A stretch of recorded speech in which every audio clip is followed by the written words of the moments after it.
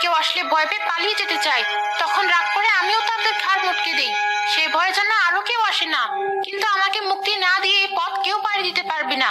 আমার চোখ তুলে নেওয়ার প্রতিশোধ আমি নিয়েই ছাড়বো। অনেক বছর আগে মুরলী গ্রামে বাস করত খুবই সাহসী এক ব্যক্তি রবি। গ্রামের সবাই রবিকে খুব ভালোবাসতো আর ভরসা করত।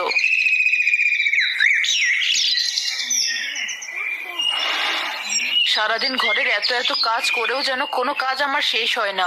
রান্না শেষ করে দেখি বাসন মাজতে হবে, বাসন মাজা শেষ হলে কাপড় ধুতে হবে। রোজ রোজ ধোয়া কাপড় কে পরে? এক কাপড় 2-3 দিন পরলে কি হয়? নিজেদের তো আর কষ্ট করে ধুতে হয় না। এই আজই শেষ। এরপর থেকে আমি আর এত কাপড় ধুয়ে দিতে পারবো না।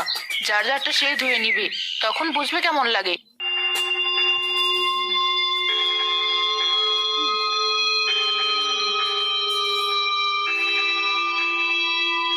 ওরে বাবারে, এটা কি? দেখে মনে হচ্ছে কোনো শাকচুন্নির মাথার চুল ভাসছে। পানিতে নামার সাথে সাথে আমাকে টেনে নিয়ে যাবে। ছোটবেলা থেকে শুনেছি, পানিতে থাকা শাকচুন্নিরা মানুষকে পানির নিচে টেনে নিয়ে তাদের রক্ত চুষে খেয়ে নেয়। পালাই আমি।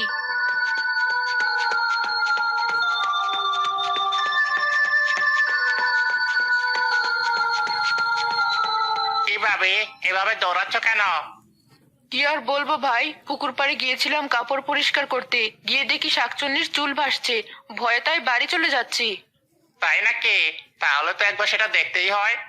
তোমার যা ইচ্ছে হয় করো, আমি চললাম। অকালে শাকচুন্নির হাতে প্রাণ দিতে চাই না।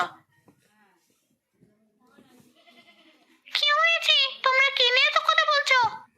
ভাবি নাকি পুকুরে শাকচুন্নির চুল ভাসতে দেখেছে। বলেন কি? আমার কথা বিশ্বাস না হলে তোমরা গিয়ে দেখো। আমি বাড়ি চললাম, ভয় আমার জ্বর চলে আসছে। কানু ভাই চলুন, আমরা দুজন গিয়ে দেখে আসি আসলে কি হয়েছে। ঠিক আছে, চলো।